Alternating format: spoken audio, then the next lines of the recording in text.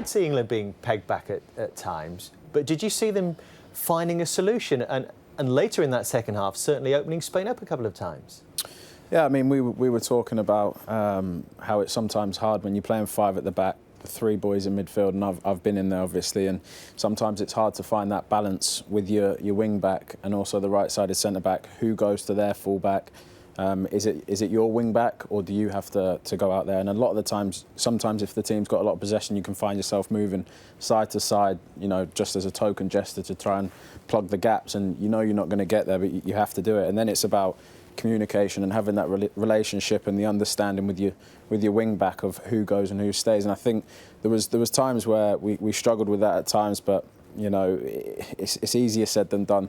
I know, you know, you have a game plan, you know you want to try and stop things, you get out there and it's a completely different story.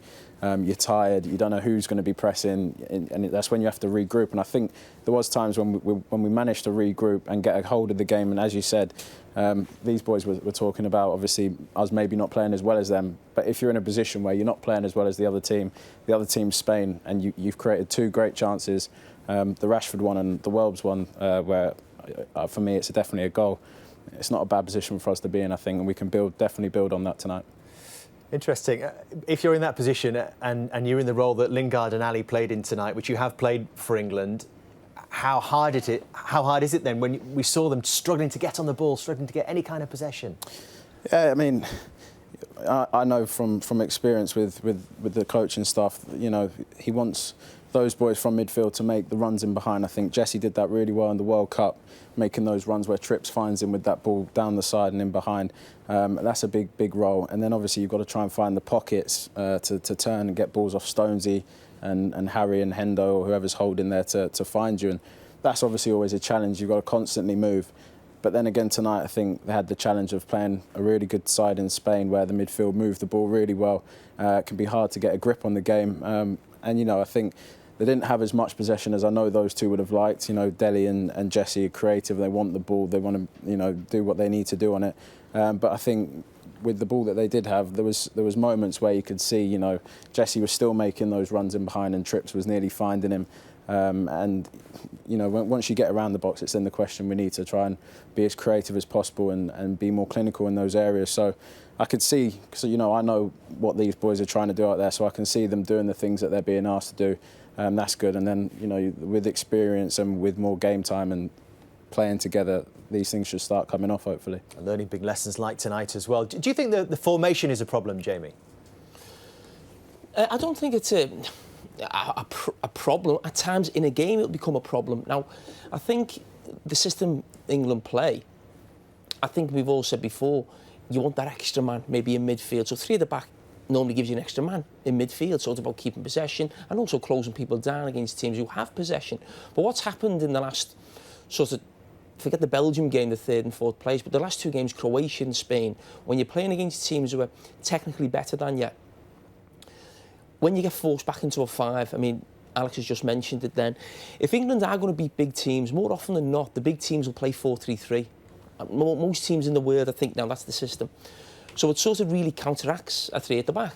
So England have got to find a way, what happens with the full-back? And you've got to, your own wing-back can't become a full-back. He's got to become a winger at times where, I'm talking about when you're out of possession. So he goes and closes, and that was one of the reasons why I think Gareth Southgate chose Kyle Walker in the summer, because then he becomes the full-back. So you're going from a 5 and you're shifting to a 4. So this idea of systems all the time, 3 at the back or 4 at the back, no matter what system you play, you're always in and out of different systems. So even when you play a back 4, your full-back goes forward to the back 3. So England at this moment, OK, on paper are playing a back 3 or a back 5. It can't be a back 5 all the time because you can't get out. And that is the massive problem. And the wide areas against Croatia, tonight again, that's the massive problem. Now, I know England come into it at the end of the game and had a big Rashford chance, but there's no way they're going to beat big sides if they don't. England are never going to dominate possession against Spain. You know that. Southgate knows that. We know that before we come. But they have to find a way of winning the ball back. That's the problem for England. They couldn't win the ball back and then to hurt them on the counter-attack because the back 5 was so deep, because it was getting pulled back.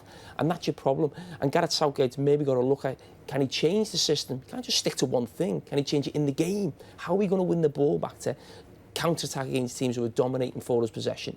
Has that been spoken about, changing the formation during the game? That's obviously something you've always got to be ready for, and we work on different formations.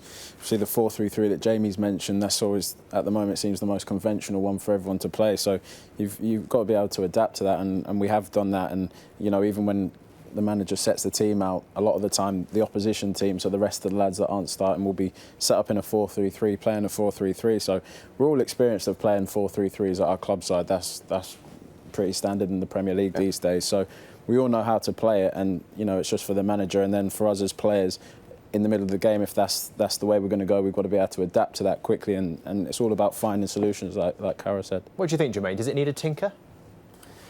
I don't know, to be honest. Obviously, Cara spoke about the... It's interesting because the first 10 minutes, Trips tried to do it. He pressed high quite aggressively, and I thought, OK, that's probably the right thing to do. But if you're the right-sided centre-half, I think that's where you need someone. If someone's experienced there, for instance, if Kyle Walker played there, that communicating, telling him when to go, when to stay, obviously that helps. So if you played that role, Cara, you would tell Trippier, right, go now, like he did in the first 10 minutes. But after that, he didn't do it for some reason. That's when we got pinned back, and then we couldn't get out. Well, that's the problem. Yeah, obviously we can see it up here. You see Trippier, sometimes they go to close and they check him what's behind. They're not quite sure. Now, it's not just about the players. I think the coaching staff, again, it's not as easy in club football as international football. You don't have the players as much. But that sort of understanding, OK, when this happens, this is what we're going to do. And the system gets flipped in the game, if you like. So it goes from a back three to a back four. But knowing when to close. Now, the big problem England have got is they haven't got that midfield. So they haven't got a lot of top quality midfield who they're going to come up against, who they're going to dominate possession. So a lot of times when they come against the top sides, it doesn't mean they can't win because they don't have technical players in the middle. It just means they're going to have to win a different way. And a lot of that will be, how can we win the ball back and then cause them problem, the counter-attack? There's different ways to win the game because Gareth Southgate at the moment, as I said before, you can't go and buy someone for midfield who's going to dictate the play. England haven't got those players. There's nothing you do, but you've still got to try and find a way to win. Shame, isn't it? You could buy a few of those Spanish boys tonight.